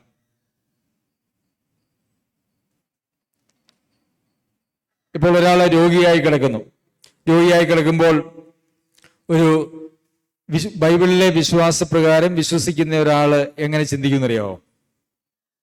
എനിക്ക് ദൈവം ഈ രോഗം സൗഖ്യമാക്കും അല്ലേ. അങ്ങനെ പലരും വന്നേച്ച് ഞാൻ കാണുന്നു എഴുന്നേറ്റ് നടക്കും എന്നൊക്കെ പറഞ്ഞ് പ്രവചിക്കുന്നതായിട്ടുള്ള ധാരാളം ആളുകളുണ്ട്. ഒക്കെ പലതും 90% കള്ളപ്രവചനങ്ങളാണ്. അങ്ങനെ പ്രവചിക്കാനായിട്ട് ആരെയും ഇന്ന് വിട്ടിട്ടുമില്ല. എന്നാൽ ഒരു വിശ്വാസി എങ്ങനെ ചിന്തിക്കാന്നറിയാവോ? മരിച്ചാലും എനിക്ക് കുഴപ്പമില്ല, ജീവിച്ചാലും എനിക്ക് കുഴപ്പമില്ല. ഇതാണ് ഒരു വിശ്വാസത്തിന്റെ പ്രവൃത്തി എന്ന് പറയുന്നത്. മരിച്ചയാൾക്ക് എന്തെങ്കിലും കുഴപ്പമുണ്ടോ? വിശ്വാസിയാണെങ്കിൽ ഒരാൾ മരിച്ചയാൾക്ക് എന്തെങ്കിലും പ്രശ്നമുണ്ടോ? കർത്താവിനോട് കൂടിയാ അല്ലേ. കർത്താവിന് എന്തെങ്കിലും പ്രശ്നമുണ്ടോ? തന്റെ പ്രിയൻ തന്നോട് കൂടിയാ. പിന്നെ ആർക്കാ പ്രശ്നം? വിശ്വാസമില്ലാത്ത കുറച്ച് ആളുകൾക്ക്. അങ്ങനെ ആർക്കെങ്കിലും പ്രിയപ്പെട്ടവർ വേർപെടുമ്പോൾ ഒരു പ്രശ്നവും ഒരു ദുഃഖവും ഉണ്ടാകരുത് എന്നല്ല, ദുഃഖമുണ്ടാകും. നമ്മുടെ ലാസറിന്റെ കല്ലറയ്ക്കൽ കർത്താവും നെടുവീർപ്പിട്ടു, ജീസസ് വെപ്റ്റ്, നെടുവീർപ്പിട്ടു എന്നാണ് നമ്മൾ വായിക്കുന്നത്. അത് പക്ഷേ പ്രത്യാശയില്ലാത്ത മറ്റുള്ളവരെ പോലെ ദുഃഖിക്കരുത് എന്നുള്ളത് മാത്രമേ ഉള്ളൂ. നമുക്ക് അലമുറയിട്ട് കലഞ്ഞ് നിലവിളിച്ച് ദുഃഖത്തിൽ നിരാശയിൽ ആണ്ടുപോയി ഒരു വിഷാദ രോഗത്തിലേക്കും അങ്ങനെയൊന്നും പോകേണ്ടതായുള്ള യാതൊരു ആവശ്യവുമില്ല. നേരത്തെ ഞാൻ പറഞ്ഞതായുള്ള പുനരുത്ഥാനത്തിലുള്ള വിശ്വാസത്തിലേക്ക് നമ്മൾ ആ കാര്യത്തിൽ നാം വിശ്വസിച്ചു കഴിഞ്ഞാൽ നമ്മുടെ വിശ്വാസം എന്ന് പറയുന്നത് യഥാർത്ഥത്തിൽ എവിടെയാണെന്ന് അറിയാമോ? ഈ ലാസർ മരിച്ചപ്പോൾ കർത്താവ് വന്ന് തൻ്റെ സഹോദരിമാരോട്, ലാസറിന്റെ സഹോദരിമാരോട് പറഞ്ഞു അവന് ഉയർത്തെഴുന്നേൽക്കുമെന്ന് പറഞ്ഞു. അവരുടെ മറുപടി എന്തായിരുന്നു? പുനരുത്ഥാനത്തെങ്കിൽ അവൻ ഉയർത്തെഴുന്നേൽക്കുമെന്ന് ഞങ്ങൾക്കറിയാം. അപ്പോൾ ഈ പുനരുത്ഥാനത്തിലുള്ള വിശ്വാസം അന്നും ഉണ്ടായിരുന്നു, എബ്രഹാമിനുണ്ടായിരുന്നു. അതുപോലെ തന്നെ ഈ മാർത്ത, മറിയ അല്ലെങ്കിൽ ലാസർ അവർക്കൊക്കെ പുനരുത്ഥാനത്തിലുള്ള വിശ്വാസമുണ്ടായിരുന്നു. ആ വിശ്വാസമാണ് യഥാർത്ഥത്തിൽ അവരെ നീതീകരിക്കുന്നത് എന്നുള്ളതാണ് അതിന്റെ യാഥാർത്ഥ്യം. അല്ല, നമ്മളുടെ പ്രവൃത്തികളാണ് നമ്മുടെ നീതീകരണത്തിന് അടിസ്ഥാനം എന്ന് വന്നാൽ, ഇപ്പൊ ഞാൻ നിങ്ങളോട് ദൈവവചനത്തിൽ നിന്ന് കാര്യങ്ങളെ പറഞ്ഞു തരിക. അപ്പൊ പ്രസംഗിക്കുമ്പോൾ സാധാരണ ആര് പ്രസംഗിച്ചാലും ഇങ്ങനെയായാൽ ശരിയാവില്ല, അങ്ങനെ പോയാൽ ശരിയാവില്ല, പിന്നെ എങ്ങനെ പോകണം? ഞാൻ പ്രസംഗിക്കുന്ന പോലെ പോകണം, അല്ലേ? അപ്പൊ പിന്നെ അവിടുത്തെ സ്റ്റാൻഡേർഡ് ആരാ? പ്രസംഗിക്കുന്നയാള്. ഞാൻ സ്വർഗത്തിൽ പോകും, അപ്പം പ്രവൃത്തിയാലാണ് പോകുന്നതെങ്കിൽ നിങ്ങൾ ഞാൻ ജീവിക്കുന്നത് പോലെ ജീവിച്ചാൽ പോകുമെന്നല്ലേ അതിന്റെ അർത്ഥം? ആണോ? ഞാൻ നിങ്ങളോട് ചോദ്യം ചോദിച്ചു, നിങ്ങൾ മരിച്ചാൽ സ്വർഗത്തിൽ പോകുമെന്നും പോവില്ല എന്നൊക്കെ പറഞ്ഞ ആളുകളുണ്ട്. പക്ഷെ ഞാൻ നിങ്ങളോട് സംസാരിച്ചു കൊണ്ടിരിക്കുമ്പോൾ നിങ്ങൾ എന്നോട് ആ ചോദ്യം ചോദിച്ചില്ല. എന്നോട് ചോദിച്ചാൽ ഈ പ്രവൃത്തികളാലുള്ള രക്ഷയാണ് നാം നമ്മുടെ ചിന്തയിൽ പരിവപ്പെടുത്തി വെച്ചിരിക്കുന്നതെങ്കിൽ അതിന്റെ അർത്ഥം എന്താണെന്നറിയാവോ? സുജോ സഹോദരനെ പോലെ ജീവിച്ചാൽ സ്വർഗത്തിൽ പോവാം. അല്ലല്ല കേട്ടോ, അങ്ങനെയൊന്നുമില്ല. അങ്ങനെയല്ല അതിന്റെ അർത്ഥം. പക്ഷെ അങ്ങനെയാണ് യഥാർത്ഥത്തിൽ ഈ പ്രസംഗിക്കുമ്പോൾ ഈ പ്രസംഗം കേൾക്കുന്നതായിട്ടുള്ള ആളുകൾക്ക് അവരുടെ മനസ്സിലേക്ക് കിട്ടുന്നതായ ആലോചന എന്ന് പറയുന്നത് അങ്ങനെയാണ്. ഒരിക്കലും അതങ്ങനെ അല്ല. നമ്മളെല്ലാവരും കർത്താവായ യേശുക്രിസ്തുവിന്റെ പുനരുത്ഥാനത്തിലുള്ള വിശ്വാസം മുഖാന്തരം ദൈവസന്നിധിയിൽ ലഭിക്കുന്നതായിട്ടുള്ള നീതീകരണം, അതുവഴി നാം കർത്താവായ യേശുക്രിസ്തുവിൽ ആയിത്തീരുകയാണ് ചെയ്യുന്നത്. അങ്ങനെ കർത്താവായ യേശുക്രിസ്തുവിലായി കഴിഞ്ഞാൽ കർത്താവായ യേശുക്രിസ്തുവിന്റെ മരണത്തോടും പുനരുത്ഥാനത്തോടും ഒക്കെ പുനരുത്ഥാനത്തിന്റെ അതൊക്കെ നമുക്ക് അനുഭവവേദ്യമാവുകയാണ് ചെയ്യുന്നത്. അവന്റെ കഷ്ടാനുഭവങ്ങളുടെ കൂട്ടായ്മയെയും അനുഭവിച്ചറിയേണ്ടതിനും. കർത്താവിന്റെ കഷ്ടാനുഭവങ്ങളുടെ കൂട്ടായ്മയെ എങ്ങനെയാണ് അനുഭവിച്ചറിയുന്നത്? കുരിശിക്കരണോ? കർത്താവ് കഷ്ടാനുഭവങ്ങളിലൂടെ കടന്നുപോയി എന്ന് പറയുമ്പോൾ നമ്മളുടെ മനസ്സ് എപ്പോഴും പോകുന്നത് എങ്ങോട്ടാണെന്നറിയാവോ? ആ ക്രൂശിലേക്കാണ്, അല്ലേ? കർത്താവിൻ്റെ കഷ്ടാനുഭവങ്ങൾ എന്ന് പറയുന്നത് ക്രൂശിൽ അതിൻ്റെ ഒരു പരിസമാപ്തി മാത്രമായിരുന്നു. തൻ്റെ ജീവിതത്തിലുടനീളം ഈ കഷ്ടാനുഭവങ്ങളായിരുന്നു. എന്തായിരുന്നു കഷ്ടാനുഭവങ്ങൾ? കർത്താവ് കൂടെ പറയുന്ന ഒരു സ്റ്റേറ്റ്മെന്റ് ഉണ്ട്, ഒരു വാക്യമുണ്ട്. എന്താണ്? എൻ്റെ ഇഷ്ടം അല്ല, പിതാവിൽ നിന്ന് കേൾക്കുന്നത് മാത്രം, പിതാവ് പറയുന്നത് മാത്രം, പിതാവിൻ്റെ ഇഷ്ടം മാത്രം. പ്രിയമുള്ളവരെ, കർത്താവായ യേശുക്രിസ്തുവിൻ്റെ കഷ്ടാനുഭവങ്ങൾക്ക് കൂട്ടാളികളായി തീരുക എന്ന് പറഞ്ഞാൽ കയ്യും കാലും കുറെ ചാട്ടവാറടിയും കൊണ്ട് കയ്യും കാലും ഒക്കെ തുളച്ച് ഏതെങ്കിലും ഒരു കുരിശേല് അങ്ങനെ അങ്ങ് തൂങ്ങുമ്പോൾ ലഭിക്കുന്നതായിട്ടുള്ള കൂട്ടായ്മയല്ലത്. കർത്താവ് സ്വന്തം ഇഷ്ടത്തിന് വേണ്ടി ഒരു നിമിഷം പോലും നിന്നില്ല. എല്ലാം പിതാവിൻ്റെ ഇഷ്ടത്തിന് വേണ്ടി. നമ്മളൊന്ന് ചിന്തിച്ചു നോക്കിയേ, എൻ്റെ ഇഷ്ടമൊന്നും എനിക്ക് വേണ്ട. എൻ്റെ എല്ലാ ജീവിതത്തിൻ്റെ എല്ലാ നിമിഷങ്ങളിലും എനിക്ക് പിതാവിൻ്റെ ഇഷ്ടം മാത്രം ചെയ്യുക എന്ന് പറഞ്ഞ് ഒന്ന് ജീവിക്കാൻ തുടങ്ങിക്കേ, ശരിക്കും നമ്മുടെ ജീവിതം കഷ്ടമാണ്, അല്ലേ? എനിക്കൊരു ആഗ്രഹം വന്നു, കർത്താവിനോട് ചോദിച്ചു, കർത്താവേ എനിക്കിങ്ങനെ ഒരു ആഗ്രഹമുണ്ട്. അപ്പോൾ കർത്താവ് പറഞ്ഞു, വേണ്ട മോനെ, അത് വേണ്ട. ദൈവാത്മാവ് ഒരു ആലോചന പറഞ്ഞു, അത് വേണ്ട. പിന്നെ മറ്റൊരു കാര്യം കർത്താവിനോട് ആലോചന ചോദിച്ചു, അപ്പൊ അതും പറഞ്ഞു. അപ്പൊ ഞാൻ പറയുന്ന, അപ്പൊ നമ്മൾ പറയേണ്ടത് എന്താ? എനിക്ക് ആഗ്രഹമുണ്ട് കർത്താവേ എന്ന് പറയുമ്പം കർത്താവ്, അയ്യോ അതങ്ങനെയല്ല എന്ന് പറയുമ്പോഴേ, എങ്കിലും എൻ്റെ ഇഷ്ടമല്ല അങ്ങയുടെ ഇഷ്ടം. എൻ്റെ ഇഷ്ടമല്ല, അങ്ങയുടെ ഇഷ്ടം എൻ്റെ ജീവിതത്തിൽ നിറവേറട്ടെ എന്ന് പറഞ്ഞുകൊണ്ട് നമ്മൾ ഈ ലോകത്തിൽ വേണ്ട എന്ന് വെക്കുന്ന കാര്യങ്ങളെല്ലാം കർത്താവായ യേശുക്രിസ്തുവിന്റെ കഷ്ടാനുഭവത്തിന്റെ കൂട്ടായ്മ രുചിച്ചറിയുന്നതാണ്. പൗലോസ് അപ്പോസ്തലന്റെ ആഗ്രഹം അതായിരുന്നു, ആ കർത്താവിൻ്റെ കഷ്ടാനുഭവത്തിന്റെ കൂട്ടായ്മ എന്ന് രുചിച്ചറിയണം. പൗലോസ് അപ്പോസ്തലൻ അടി കൊള്ളാൻ പോകുമ്പോൾ ഈ അടിയിൽ നിന്ന് എന്നെ രക്ഷിക്കണമേ എന്ന് പൗലോസ് അപ്പോസ്തലൻ പ്രാർത്ഥിച്ചില്ല. അടി കൊണ്ടാലും ജയിലിൽ കിടന്നാലും മരിച്ചാലും എനിക്കൊരു പുനരുത്ഥാനമുണ്ട്. കർത്താവായ യേശുക്രിസ്തുവിനെ ഉയർപ്പിച്ചവനായിട്ടുള്ള ദൈവം, അവനിൽ ഞാൻ വസിക്കുന്നത് കൊണ്ട് എനിക്ക് ഈ ലോകത്തിൽ എന്ത് സംഭവിച്ചാലും എനിക്കൊരു പുനരുത്ഥാനമുണ്ടെന്ന് പറയുന്ന വിശ്വാസമാണ് യഥാർത്ഥത്തിൽ നമ്മുടെ ജീവിതത്തെ മാറ്റിമറിക്കുന്നതായിട്ടുള്ള വിശ്വാസം. അത് വയറുവേദന പോകുന്നതല്ല, അത് സാമ്പത്തിക പ്രശ്നം തീരുന്നതല്ല, അത് നമ്മുടെ ആഗ്രഹങ്ങളെ, നമ്മുടെ മോഹങ്ങളെ നിവൃത്തിയാക്കുന്നതായിട്ടുള്ള വിശ്വാസമല്ല. കർത്താവായ യേശുക്രിസ്തുവിനെ ഉയർപ്പിച്ചവനായിട്ടുള്ള ദൈവം, കർത്താവായ യേശുക്രിസ്തുവിൽ വിശ്വാസത്തിൽ ഞാൻ ആയിരിക്കുമ്പോൾ എന്നെയും ഉയർപ്പിക്കും എന്ന് പറയുന്നതായിട്ടുള്ള അതല്ലേ ആശ. കാണാത്ത കാര്യങ്ങൾ കണ്ടിട്ടുണ്ടോ? കാണാൻ പറ്റുമോ? ഇല്ല, ആരും കണ്ടിട്ടില്ല. ആ വിശ്വാസമാണ് നമ്മെ രക്ഷിക്കുന്നത്. അപ്പോൾ ഇവിടെ പൗലോസ് അപ്പോസ്തലൻ കർത്താവിന്റെ അവന്റെ കഷ്ടാനുഭവങ്ങളുടെ കൂട്ടായ്മയെ അനുഭവിച്ചറിയേണ്ടതിനും ഇങ്ങനെ വല്ല വിധേനയും മരിച്ചവരുടെ ഇടയിൽ നിന്നുള്ള പുനരുദ്ധാനം പ്രാപിക്കണമെന്ന് വെച്ച് ഞാൻ അവന്റെ നിമിത്തം എല്ലാം ഉപേക്ഷിച്ച് ചവറയെന്ന് എണ്ണുന്നു. എന്തൊക്കെയാ ഉപേക്ഷിച്ചത്? തൻ്റെ ജീവിതത്തിൽ തൻ്റെ ജഡത്തിൻ്റെതായിട്ടുള്ള എല്ലാ മേന്മകളും പ്രവൃത്തികളും ഉപേക്ഷിച്ചു. അല്ലേ? അങ്ങനെയല്ലേ നമ്മൾ വായിക്കുന്നേ?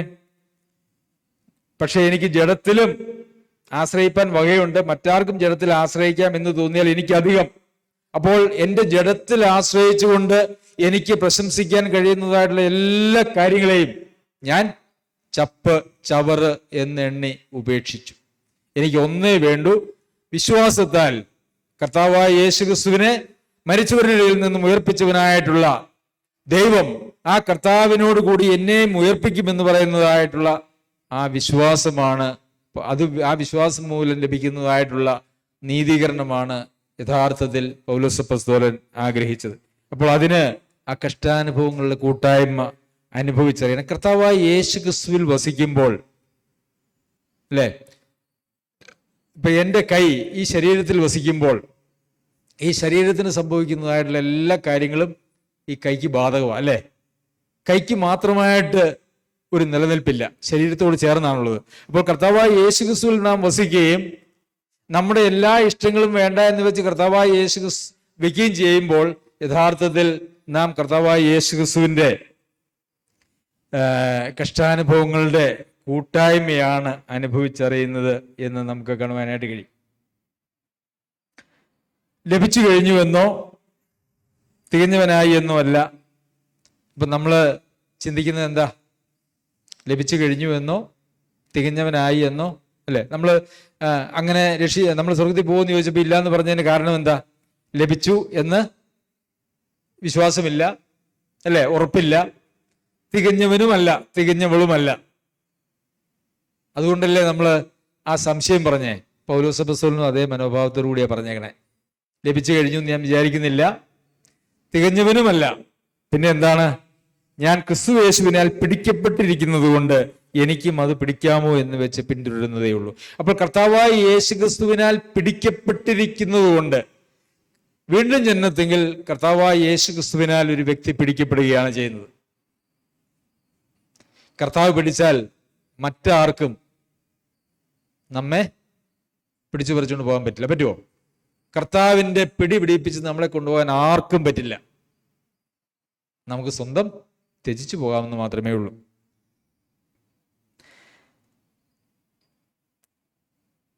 ഒന്ന് ഞാൻ ചെയ്യുന്നു, പിമ്പിലുള്ളത് മറന്ന് മുമ്പിലുള്ളതിന് ടാഞ്ഞും കൊണ്ട് ക്രിസ്തുയേശുവിൽ ദൈവത്തിന്റെ പരമവിളിയുടെ വിരുദിനായി ലാക്കിലേക്ക് ഓടുന്നു. പിമ്പിലുള്ളതിനെയൊക്കെ മറക്കുകയാണ്. എന്താണ് പിമ്പിലുള്ളത്? എന്താണ്? ജഡത്തിന്റെ പ്രവൃത്തികളായിരുന്നു. താനൊരു യഹൂദ പ്രമാണിയായി ഒരു പരീശനായിട്ട് ജീവിച്ചിരുന്നതായിട്ടുള്ള കാലത്ത് തനിക്ക് ജഡത്തിലുണ്ടായിരുന്നതായിട്ടുള്ള ഒത്തിരി കാര്യങ്ങളുണ്ടായിരുന്നു. ശുഷ്കാന്തി നിമിത്തം സഭയെ ഉപദ്രവിച്ചവൻ, അല്ലേ? ഒത്തിരി വലിയ പ്രമാണിത്വമുള്ളതായിട്ടുള്ള പൗലോസ് അപ്പോസ്തലൻ പറയുകയാണ്, ഞാൻ പിടിച്ചിട്ടില്ല, പിടിക്കാമോ എന്ന് വെച്ച് പിന്തുടരുന്നതേ ഉള്ളൂ, ഞാൻ എല്ലാത്തിനെയും ചപ്പ ചവറ് എന്നുണ്ടെന്ന്. പ്രിയമുള്ളവരെ, ക്രിസ്തീയ ജീവിതം എന്ന് പറയുന്നത് നമുക്ക് ഈ ലോകത്തിൽ പ്രശംസിക്കാനായിട്ടുള്ള എല്ലാ കാര്യങ്ങളെയും ചപ്പ് ചവറ് എന്നെണ്ണി നമ്മുടെ ശക്തിയിലോ നമ്മുടെ സമ്പത്തിലോ നമ്മുടെ കാഴ്ചപ്പാടുകളിലോ ബുദ്ധിയിലോ പരിജ്ഞാനത്തിലോ ഉള്ള ഒരു ജീവിതമല്ല. മറിച്ച് കർത്താവായ യേശുക്രിസ്തുവിലായിരിക്കുമ്പോൾ കർത്താവായ യേശുക്രിസ്തുവിൽ നിന്ന് ലഭിക്കുന്നതായിട്ടുള്ള ആ ശക്തി ഉപയോഗിച്ച് ജീവിക്കുന്നതായിട്ടുള്ള ഒരു ജീവിതമാണ് ക്രിസ്തീയ ജീവിതം എന്ന് പറയുന്നത്. നമ്മുടെ നീതിയിൽ ആശ്രയിച്ചാൽ ഒരു വലിയ ഭവിഷ്യത്തുണ്ട്. എന്താണെന്നറിയാവോ? ഇപ്പൊ നമ്മൾ നീതിമാന്മാരാണ്, നമ്മൾ പലപ്പോഴും ചിന്തിക്കുന്നത് എങ്ങനെയാ? മറ്റുള്ളവരുമായിട്ട് താരതമ്യം ചെയ്തിട്ട്, അല്ലേ? ഞാൻ അവരെ പോലെയല്ല, ഞാൻ ഇവരെ പോലെയല്ല, ഞാൻ അവരെക്കാളൊക്കെ മെച്ചമാണ്.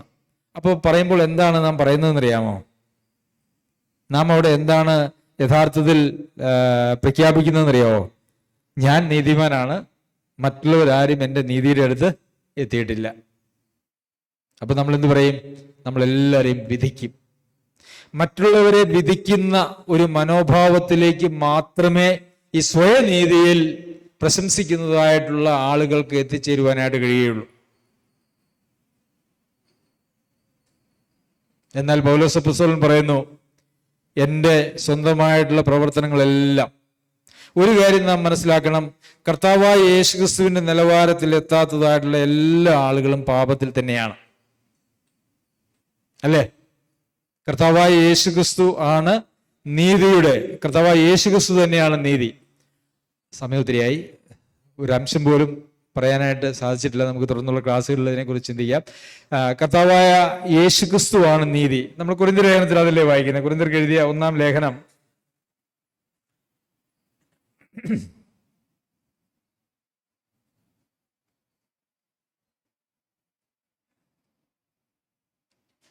1-ാം അധ്യായത്തിന്റെ 30-ാമത്തെ വാക്യത്തില്, നിങ്ങളോ അവനാൽ ക്രിസ്തുയേശുവിൽ ഇരിക്കുന്നു, അവൻ നമുക്ക് ദൈവത്തിങ്കിൽ നിന്ന് ജ്ഞാനവും നീതിയും ശുദ്ധീകരണവും വീണ്ടെടുപ്പുമായി തീർന്നു.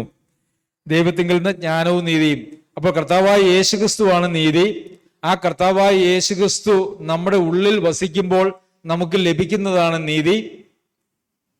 നീതി എന്ന് പറയുന്നത് നമ്മുടെ ഹൃദയത്തിൽ നിന്നുളവായി അത് നമ്മുടെ ഒരു സ്വഭാവത്തിന്റെ ഭാഗമായി തീരുകയാണ് ചെയ്യുന്നത്, കർത്താവ് നമ്മിൽ വസിക്കുന്നതുകൊണ്ട്. അതായത് നീതി ചെയ്ത് ചെയ്ത് ചെയ്ത് നീതിമാന്മാരാകുകയല്ല, നീതിമാന്മാരായതുകൊണ്ട് നീതി ചെയ്യുകയാണ്. അതാണ് വ്യത്യാസം. നമ്മളൊക്കെ എങ്ങനെയാ ചിന്തിക്കുന്നതെന്നറിയാവോ? നീതി ചെയ്ത് ചെയ്ത് ചെയ്ത് എനിക്ക് നീതിമാനാകണം, അല്ലെങ്കിൽ നന്നാവണം, അല്ലേ? ഈ നന്നാവണം എന്ന് പറയുന്ന നമ്മുടെ ആഗ്രഹം പോലും യഥാർത്ഥത്തിൽ അത് വചനപ്രകാരമുള്ളതായിട്ടുള്ള ഒരു ആഗ്രഹമല്ല. ഞാൻ നന്നാകും, അല്ലെങ്കിൽ എനിക്ക് നന്നാവണം എന്ന് പറയുമ്പോൾ അവിടെ ഒരു ഞാനുണ്ട്, അല്ലേ? ഞാൻ, എനിക്ക്, അതൊക്കെ അവിടെ ഇല്ലേ? അതൊക്കെ എവിടെയുണ്ട്?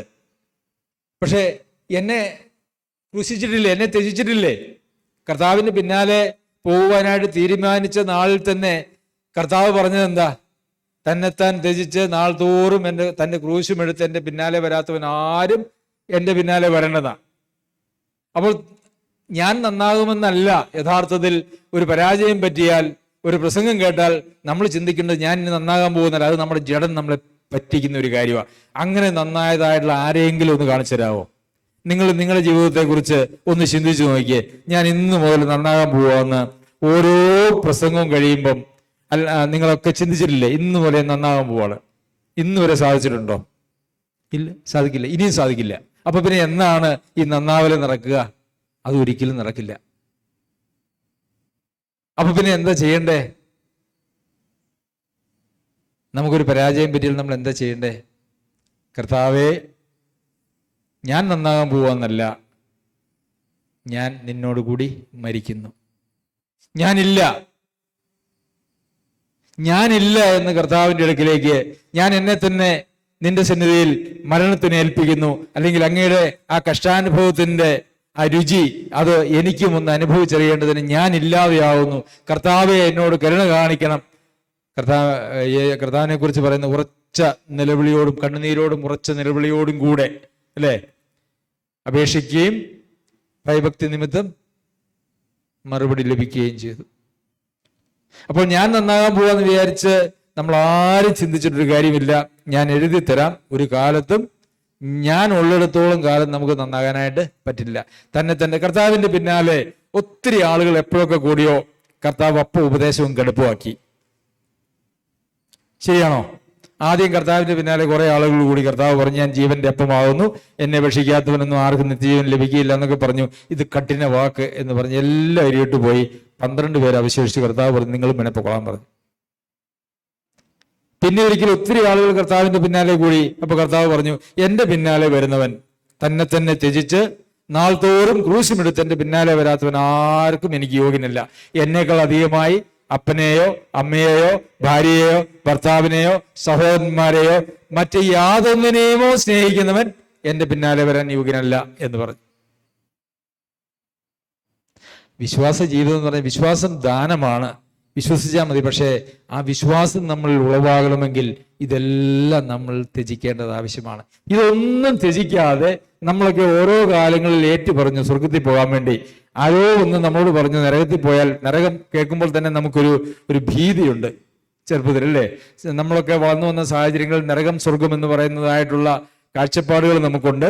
അപ്പോൾ നരകം വളരെ തീയും ചാകാത്ത പുഴുവും തീയും അങ്ങനെ ധനവാന്റെയും ലാസറിന്റെയും ഉപമയിലാണെങ്കിൽ ഒരു തുള്ളി വെള്ളത്തിന് വേണ്ടി ഈ തീയിൽ കിടന്ന് ദാഹിക്കുന്നതായിട്ടുള്ള അവസ്ഥയൊക്കെ കണ്ട് നമുക്ക് നരകത്തെ സംബന്ധിക്കുന്ന ഒരു വലിയ ഭയം നമ്മുടെ ഉള്ളിൽ ഉണ്ടായിരുന്നു.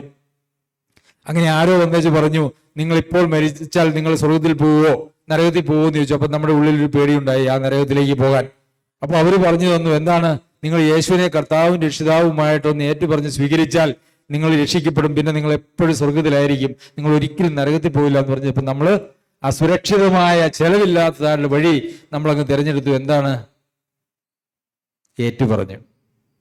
എന്നിട്ട് അവർ നമ്മളോട് പറഞ്ഞു, നിങ്ങൾ ഇന്ന് രക്ഷിക്കപ്പെട്ടു, ഇനി നിങ്ങൾ സ്വർഗത്തിലാണെന്ന് പറഞ്ഞു, ഉറപ്പാന്ന് പറഞ്ഞു. അപ്പൊ അത് നമ്മുടെ ജഡത്തിലേക്ക് നാം അത് സ്വീകരിച്ചു. നമ്മളെ തന്നെ ത്യജിച്ചിട്ടില്ല എങ്കിൽ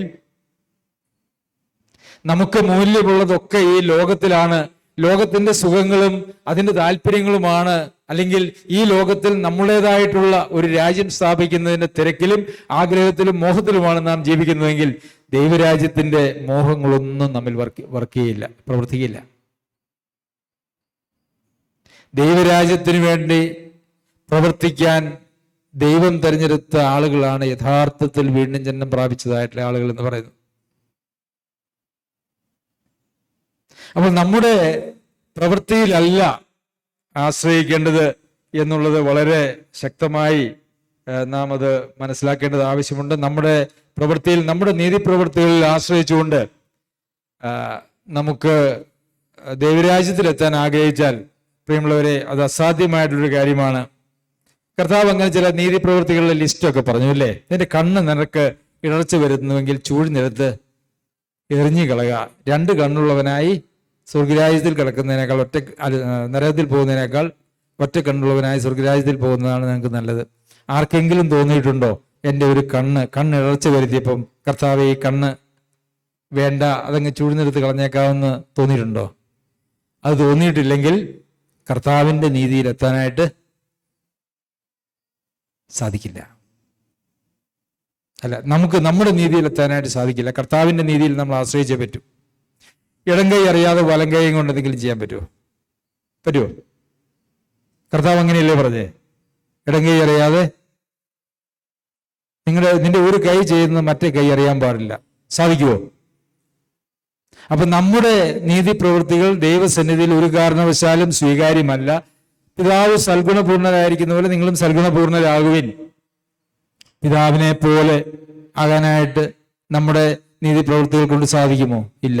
അതുകൊണ്ട് നമ്മളെ സംബന്ധിച്ചിടത്തോളം പിതാവ് ഒരുക്കിയതായിരിക്കുന്ന ഒരു വഴിയുണ്ട്. ഏത്? കർത്താവായ യേശു ക്രിസ്തു. വിശ്വാസത്താൽ ആ പുനരുത്ഥാനത്തിലുള്ള കർത്താവായ യേശു ക്രിസ്തുവിന്റെ പുനരുത്ഥാനത്തിലുള്ള വിശ്വാസം എന്ന് പറഞ്ഞാൽ ആ കർത്താവായ യേശു ക്രിസ്തുവിൽ വസിക്കുന്ന എല്ലാവരെയും പിതാവ് ഉയർത്തെഴുന്നേൽപ്പിക്കുമെന്നുള്ള ആ ഒരു വിശ്വാസം, അതിനാൽ ലഭിക്കുന്നതായിട്ടുള്ള നീതി, അതിൽ നമ്മൾ ആശ്രയിക്കുന്നതാണ് ഏറ്റവും നല്ലത്. അത് ഫ്രീയാ. പക്ഷെ ആ കഷ്ടാനുഭവങ്ങളുടെ കൂട്ടായ്മയെ അനുഭവിച്ചറിയുവാനായിട്ടുള്ള ഒരാർത്തി നമുക്ക് വേണം. നമ്മളെപ്പോഴും നമ്മൾ വിശ്വസിക്കുന്നത് എന്തിനെ കുറിച്ചാണ്? ഒരു കഷ്ടാനുഭവവും വരാതിരിക്കുന്നതിനെ കുറിച്ചുള്ള വിശ്വാസവും പ്രാർത്ഥനയും ഒക്കെയാണ് നമുക്കുള്ളത്, അല്ലേ? എന്നാൽ അങ്ങനെയല്ല. കഷ്ടാനുഭവങ്ങളുടെ കൂട്ടായ്മയെ രുചിച്ചറിയാൻ നമ്മെ തന്നെ ത്യജിക്കുന്നത് വഴി, നമ്മുടെ ഇഷ്ടം വേണ്ട പിതാവേ അങ്ങയുടെ ഇഷ്ടം മതി എന്ന് പറയുന്നത് വഴി ആ കഷ്ടാനുഭവങ്ങളുടെ കൂട്ടായ്മയെ രുചിച്ചറിയുവാൻ നമുക്ക് കഴിയുന്നുവെങ്കിൽ, കർത്താവ് നമ്മെ പിടിച്ചിട്ടുണ്ടെങ്കിൽ വിടില്ല. നമ്മൾ വിശ്വാസത്താൽ ആ വിശ്വാസം കർത്താവായ യേശു ക്രിസ്തുവിനെ ഉയർപ്പിച്ചവനായിട്ടുള്ള ദൈവം ആ കർത്താവായ യേശു ക്രിസ്തുവിനോട് കൂടി എന്നെയും ഉയർപ്പിക്കുമെന്നുള്ള ഒറ്റ കാര്യമാണ് ആ വിശ്വാസം എന്ന് പറയുന്നത്. അത് നമ്മുടെ ആശയാണ്, പ്രത്യാശയാണ്. അത് കാണാത്ത കാര്യമാണ്. അതിലുള്ള പ്രത്യാശയും വിശ്വാസവുമാണ് നമ്മെ നിത്യജീവനിലേക്ക് എത്തിക്കുക. പ്രിയമുള്ളവരെ, എനിക്ക് ജോസോറിൻ്റെ കൊച്ചുമോൻ ജോഹാനെ കുറിച്ച് ഓർക്കുമ്പോൾ, താൻ പിരിഞ്ഞ് പോയി ഒരു ദൈവിക പരിപാടി തൻ്റെ ജീവിതത്തിൽ ഉണ്ടായിരുന്നു എന്നെനിക്ക് തീർത്ത് പറയുവാനായിട്ട് സാധിക്കും. ആ കുഞ്ഞ് കഴിഞ്ഞ ആഴ്ച കർത്താവായ യേശുക്രിസ്തുവിനെ രക്ഷിതാവും കർത്താവുമായി സ്വീകരിച്ച് ഏറ്റുപറഞ്ഞു. അത് തൻ്റെ ഒരു വലിയ സന്തോഷം തൻ്റെ വല്യപ്പനോട് അറിയിക്കുവാനായിട്ട് നെല്ലിപ്പോലിന് വരാനിരിക്കുകയാണ്. ഈ ഒരു പ്രതിസന്ധിയിലൂടെ കടന്നു പോവുകയും കർത്താവ് പ്രിയ കുഞ്ഞിനെ തൻ്റെ രാജ്യത്തിലേക്ക് വിളിക്കുവാനായിട്ട് തീരുമാനിക്കുകയും ചെയ്തത് ഒരു ഭാഗ്യകരമായ ഒരു മരണമാണ്. കർത്താവിനെ സ്വീകരിക്കുക, കർത്താവിൻ്റെ ഒരു പൈതലായി തീരുക, കർത്താവിനോട് ചേരുക. മാനുഷികമായിട്ടുള്ള നിലയിൽ നമുക്ക് ദുഃഖമുണ്ടെങ്കിലും കർത്താവായ യേശുക്രിസ്തുവിനെ ഉയർപ്പിച്ചവനായിട്ടുള്ള പിതാവായ ദൈവം പ്രിയ കുഞ്ഞിനെയും കർത്താവിനോടുകൂടി ഉയർപ്പിക്കും എന്നുള്ളതായ ആ പ്രത്യാശയ്ക്ക് മുമ്പിൽ എല്ലാ ദുഃഖങ്ങളും അലിഞ്ഞു പോകും. ദൈവം നമ്മെ സഹായിക്കട്ടെ. പ്രിയമുള്ളവരെ, നമ്മുടെ നീതിപ്രവൃത്തികളിലേക്ക് ഒരിക്കലും നാം തിരിയരുത്. നാം പ്രവർത്തിച്ച് രക്ഷ പ്രാപിക്കാമെന്നുള്ള ഒരു ചിന്താഗതി നമ്മുടെ ജീവിതത്തിലേക്ക് വരുന്നത് പിശാച് കൊണ്ടുവരുന്നതാണ്. പൗലോസ് അപ്പോസ്തലൻ പറഞ്ഞതുപോലെ, ജഡത്തിൻ്റെതായിട്ടുള്ള ഒരു കാര്യങ്ങളിലും നമുക്ക് പ്രശംസിക്കുവാനില്ല. ഞാൻ എന്തെല്ലാം ചെയ്തുവെന്നോ, എന്തെല്ലാം ദൈവസഭയ്ക്ക് വേണ്ടി എന്തെല്ലാം ചെയ്തുവെന്നോ, ദൈവമക്കൾക്ക് വേണ്ടി എന്തെല്ലാം ചെയ്തുവെന്നോ, അതിൽ തന്നെ പ്രശംസിക്കുവാനായിട്ടോ ദൈവം അതിലൊന്നും കാര്യമായിട്ടുള്ള കണക്ക് വെക്കുന്നില്ല. നമ്മളുടെ നീതീകരണത്തിനുള്ള ഒരേ ഒരു മാർഗം എന്ന് പറയുന്നത് പൗലോസ് അപ്പോസ്തലൻ പറഞ്ഞതുപോലെ വിശ്വാസത്താലുള്ള നീതീകരണം. നമ്മെ നീതിമാന്മാരായിട്ട് പ്രഖ്യാപിക്കുന്നത് അത് നമ്മുടെ ആ പുനരുത്ഥാനത്തിലുള്ള വിശ്വാസം. പുനരുത്ഥാനത്തിൽ വിശ്വസിക്കുന്നു എന്ന് പറയുമ്പോൾ അതിനോട് ചേർന്ന് എല്ലാം വരുന്നുണ്ടല്ലേ. കർത്താവ് ലോകത്തിലേക്ക് വന്നുവെന്നും ഇവിടെ ജീവിച്ചുവെന്നും മരിച്ചുവെന്നും ഒക്കെ ഉള്ള വിശ്വാസം ഈ പുനരുത്ഥാനത്തിലുള്ള വിശ്വാസത്തിൽ വന്നു കഴിഞ്ഞിരിക്കുന്നു എന്ന് നമുക്കറിയാം. നമ്മുടെ വിശ്വാസത്തിൽ വന്നതായിട്ടുള്ള പാകപ്പിഴകളെ അല്ലെങ്കിൽ കോട്ടങ്ങൾ എങ്ങനെ എന്തെങ്കിലും വന്നിട്ടുണ്ടെങ്കിൽ അതൊക്കെ നമുക്ക് തിരുത്തി, അല്ലെങ്കിൽ നമ്മുടെ ജീവിതം ഒരു പ്രത്യാശയില്ലാത്ത ഒരു ജീവിതമായിട്ട് തീരും. തിരുത്തി ജീവിക്കുവാനായിട്ട് ദൈവം നമ്മെ സഹായിക്കട്ടെ. ഞങ്ങൾ തെസ്സലോനിക്കർക്ക് എഴുതിയ ലേഖനമാണ് നമ്മുടെ ഡെയിലി ബൈബിൾ ക്ലാസ്സിൽ പഠിക്കുവാനായിട്ട് ആരംഭിച്ചത്. ഒരു വാക്കുകൾ പറഞ്ഞ് ഞാൻ അവസാനിപ്പിക്കാം. ഇന്നലെ ഞങ്ങൾ പഠിച്ചതായിട്ടുള്ളൊരു കാര്യം, കർത്താവായ യേശുക്രിസ്തുവിന്റെ പുനരുത്ഥാനത്തിൽ സംഭവിക്കുന്നതായിട്ടുള്ള പല കാര്യങ്ങളെക്കുറിച്ച് പറഞ്ഞു. അതിനകത്ത് ഒരു കാര്യം, കർത്താവായ യേശുക്രിസ്തുവിന്റെ വരവെങ്കിൽ യേശുവിൻ്റെ നാമം നിങ്ങളിലും നിങ്ങൾ അവരിലും മഹത്വപ്പെടേണ്ടതിന്, 12-ാമത്തെ വാക്യം, നമ്മുടെ ദൈവം നിങ്ങളെ തൻ്റെ വിളിക്ക് യോഗ്യരായി എണ്ണി സൽഗുണത്തിലുള്ള സകല താല്പര്യവും വിശ്വാസത്തിൻ്റെ പ്രവൃത്തിയും ശക്തിയോടെ പൂർണ്ണമാക്കി തരണമെന്നും നിങ്ങൾക്ക് വേണ്ടി എപ്പോഴും പ്രാർത്ഥിക്കുന്നു. അപ്പോൾ പൂർണ്ണമാക്കി തരേണ്ടതായിട്ടുള്ള 2 കാര്യങ്ങളെക്കുറിച്ച് ഇവിടെ പൗലോസ് അപ്പോസ്തലൻ പറയുന്നുണ്ട്. എന്തൊക്കെയാ? സൽഗുണത്തിലുള്ള സകല താല്പര്യവും വിശ്വാസത്തിന്റെ പ്രവൃത്തിയും ശക്തിയോടെ പൂർണ്ണമാക്കി തരണം. അപ്പോൾ നമ്മുടെ ജീവിതത്തിൽ സൽഗുണത്തിലുള്ള സകല താല്പര്യവും അതുപോലെ തന്നെ വിശ്വാസത്തിന്റെ പ്രവൃത്തിയും അത് പൂർണ്ണമാക്കി തരുന്ന ഉത്തരവാദിത്വം ആർക്കാണ്? അത് ദൈവത്തിനാണ്. അത് നാം കർത്താവിൽ വസിക്കുമ്പോൾ കർത്താവ് നമ്മുടെ ഉള്ളിൽ ചെയ്യുന്നതായിട്ടുള്ളൊരു കാര്യമാണ്. ഇച്ഛിക്കുക എന്നതും പ്രവർത്തിക്കുന്നതും തിരുവുള്ളമുണ്ടായിട്ട് ദൈവമല്ലോ നിങ്ങളിൽ പ്രവർത്തിക്കുന്നത്. നമുക്ക് നല്ല ഇച്ഛകളെ തരുന്നതും അത് പ്രവർത്തിക്കുവാനായിട്ടുള്ള ശക്തി തരുന്നതും ദൈവമാണ്. അങ്ങനെ ദൈവം നൽകുന്ന ഇച്ഛയും അതിന് ദൈവം നൽകുന്നതായിട്ടുള്ള ശക്തിയും വിട്ടിട്ട് നമ്മളുടേതായിട്ടുള്ള ഇച്ഛയും ശക്തിയും നമ്മുടെ സാധ്യതകളും മാത്രം ഉപയോഗിക്കുന്ന പ്രവൃത്തികളെയാണ് ജഡത്തിന്റെ പ്രവൃത്തികൾ എന്ന് പറയുന്നത്. അതാണ് വേണ്ട എന്ന് പൗലോസ് പറഞ്ഞത്. എനിക്ക് വിശ്വാസത്താലുള്ള നീതീകരണം മതി എന്ന് പറഞ്ഞത്. നിങ്ങളിൽ ഫിലിപ്പിലേഖനം നമ്മൾ വായിക്കുന്നുണ്ട്, നിങ്ങളിൽ നല്ല പ്രവൃത്തിയെ ആരംഭിച്ചവൻ ക്രിസ്തുവിന്റെ നാളോളം അതിനെ തികയ്ക്കും. അപ്പോൾ നമ്മുടെ ജീവിതത്തിലെ ആ ശുദ്ധീകരണം, സൽഗുണങ്ങളിൽ നമ്മൾ താല്പര്യം വർദ്ധിപ്പിക്കുന്നതും വിശ്വാസത്തിന്റെ പ്രവൃത്തി അതൊക്കെ നമ്മൾ പൂർണ്ണമാക്കി തരുന്നതും ആരാണെന്നറിയാമോ? അത് ദൈവം തമ്പുരാന്റെ ഒരു പരിപാടിയാണ്. അത് ദൈവം ആരംഭിച്ച ഒരു പരിപാടിയാണ്. അത് പൂർത്തിയാക്കാനായിട്ട് നമ്മൾ മരിച്ച് അല്ലേ കർത്താവായ യേശുക്രിസ്തുവിന്റെ കഷ്ടങ്ങൾക്ക് പങ്കുള്ളവരായി തീരുന്തോറും, അങ്ങനെ നമ്മൾ വായിക്കുന്നുണ്ട്. കർത്താവായ യേശുക്രിസ്തുവിന്റെ കഷ്ടങ്ങൾക്ക് പങ്കുള്ളവരായി തീർന്നോറും, അല്ലെങ്കിൽ ഇവിടെ നമ്മൾ ഫിലിപ്പി ലേഖനത്തിൽ വായിച്ചത് അവന്റെ കഷ്ടാനുഭവങ്ങളുടെ രുചി, കൂട്ടായ്മയെ രുചിച്ചറിയുക. അതിനുവേണ്ടിയിട്ട് നാം നമ്മെ തന്നെ ഏൽപ്പിക്കുമ്പോൾ, ഞാനല്ല കർത്താവെ, ഞാൻ അശക്തനാണ്, എന്നിൽ ഒന്നും ശക്തിയില്ല, എൻ്റെ പരിജ്ഞാനമോ എൻ്റെ വിദ്യാഭ്യാസമോ എൻ്റെ ലോകത്തിലുള്ളതായിട്ടുള്ള നമ്മളുടേതായിട്ടുള്ള യാതൊരു സാധ്യതകളും വെച്ചല്ല ദൈവം നമ്മൾ ചെയ്യുന്നതായിട്ടുള്ള പ്രവൃത്തി. അത് പരിശുദ്ധാത്മാവ് നമ്മുടെ ഹൃദയത്തിൽ നമ്മുടെ ജീവിതത്തിൽ ചെയ്യുന്നതായിട്ടുള്ള ഒരു ശുദ്ധീകരണ പ്രക്രിയയാണ്. അതിനായിട്ട് നമുക്ക് ദൈവത്തെ ഏൽപ്പിക്കാം. അപ്പോൾ ഞാൻ നന്നാകും എന്നല്ല, കർത്താവെ ഞാനില്ല, ഞാൻ മരിച്ചിരിക്കുന്നു, എനിക്കൊന്നിനും കഴിവില്ല, ഞാൻ എന്നെ തന്നെ ത്യജിക്കുന്നു, കർത്താവെ എന്നെ ഞാൻ അങ്ങിൽ സമർപ്പിക്കുന്നു, അങ്ങ് എന്നെ ശുദ്ധീകരിക്കണമേ. ദൈവം നമ്മെ സഹായിക്കട്ടെ. നമുക്ക് നമ്മുടെ കണ്ണുകളെ അടച്ച്